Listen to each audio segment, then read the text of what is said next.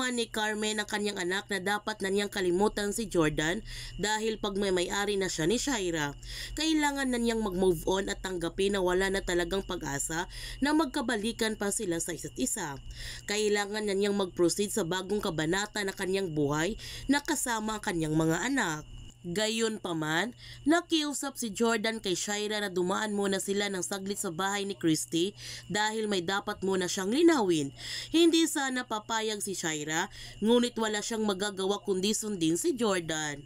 Habang si Leon ay lumabas na din ito ng ospital at nagpapasalamat siya kay Christy dahil iniligtas nito ang kanyang buhay at hinalikan niya sa mga labi si Christy. Sakto naman sa kanilang pagdaan nila Jordan at Shaira.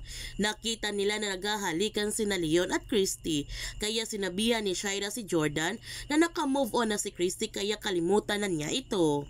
Nasakta naman ng labi si Jordan sa kanyang nakikita dahil hanggang ngayon mahal pa rin niya si Christy kahit wala na sila. Kaya huwag natin palalapasin na kapanapanabik na mga tagpo sa asawa ng asawa ko. Kung bago ka pa channel ko, don't forget to like, subscribe, and click notification bell para palagi kang updated sa mga videos in-upload ko. Thank you for watching and God bless to everyone.